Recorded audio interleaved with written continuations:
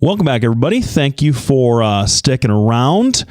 For the first half hour, we got Carter Nordman, State Director for Students for Trump, and also the campaign manager for Ralph Watts of the 19th District in Dallas County. That's Adele and a lot of the country south. I think you got Rube's there. Rube's Steakhouse is in your district, I believe, if I'm not mistaken. Yes. Oh, yummy! Been a big fan. I'm not a fan of going and paying to cook my own meat, but I am a big fan of the kind of steaks you can get there at Rube's. Meat, yes. So I want to talk to you a little bit about your campaign now. The campaign manager at 18 years old. That's pretty awesome.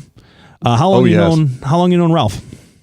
Oh, probably about a year and a half, 2 years. Okay. We did a few field trips to the Capitol and met him there, and obviously he was running for re-election in the district, and I just wanted to help out. We met, we talked, and here we are. Is he paying you? No. See, that's how these state politicians are. No, but I enjoy doing it. Yeah, I enjoy doing it for free. I'm just giving you a hard time. All politicians are like that. Don't just smear Ralph. Don't just smear Ralph. They're all like that. For the record, I first meeting we had, I said I do not want to pay. Well, see there, you lost all your leverage. Yeah. You know, for all the years of undying love, devotion, and support that I've given to Bill and Hillary Clinton, I haven't seen a dime. You'd think that they'd be paying you off too, right? With as many slush funds as that family has got, you'd think that Big Daddy over here would get a taste. No, so Carter, you came on. Now, did you come on and just say, "Hey, I want to help however you can," or was there a moment where you did something that Ralph said, "I'm going to have this guy be my campaign manager"? Well, I had noticed that he had a social media presence somewhat, but I thought what I could bring was bring the social media to a much bigger level than what it was, and we are working on that currently. But when we met, we decided that I could maybe be a little more of an asset than just social media, and so I help his daughter Renee, who has ran his campaign for the past 14 years. He's been in office. We work very closely with the campaign. No, that's awesome. I got to ask you. So the social media landscape is somebody that I find a lot of a social media reporting in by news organizations to be pretty condescending, because they, especially to folks your age or a little bit older, as in like, you're the social media generator. It's all about social media for you guys, but social media has become sort of like the media. It's more than just one thing. It's more than a Facebook platform. I mean, you have to have that, or you have to have some kind of a presence. But what is the social media strategy that you are pursuing? Well, social media has been a growing thing, and this election has been like no other election with social media. Mm-hmm. Even with Students for Trump, that is the main thing we do with social media. That's how we contact and reach out and target these students who support Trump to create the chapters. I don't think without social media, Students for Trump would be as large as it is. Actually, I know it wouldn't be. And maybe that is why we are the largest student group for a candidate in history. Are you like, is it Facebook? Is it Twitter? Is it Instagram? Like, what's the... I would say the majority of it's Facebook and Twitter. Okay.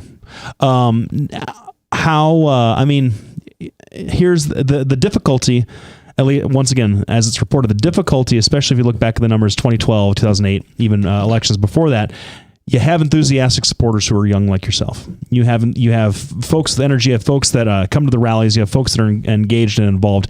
How do you get them to turn out? What specific things are you doing to get that youth vote turned out?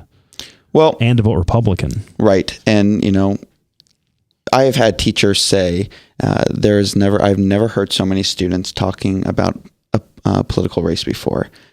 Teachers who have been teaching for many, many years, they know how involved I am. And we go to a small school, everyone knows everyone. Mm-hmm. And they say, I've never had so many people talk about a political race.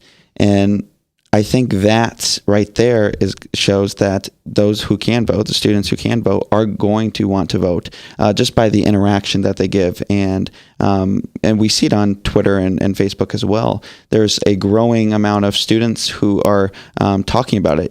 There's a great thing on Facebook where you can target these people who are talking about it and get in contact with them. You see more and more people every day, student-wise, talking about Donald Trump and Hillary Clinton than you have ever before. I have a question about some of your compatriots. Keep in mind, I'm a child and adolescent psychiatrist, so I'm, I deal with people your age quite a bit. What is your feeling about your peer group? Are they more centrist, more conservative, or more liberal? And I understand you're out in Idell, but I'm sure you meet other people from around the country. Right. In your age bracket, which way do you think most people kind of lean? And like you said, I am from Adel, and we're pretty Republican in Adel. So the majority of my peers are Republican and lean Donald Trump. But what you saw with the Bernie Sanders movement is that the majority of college students do lean left. Okay.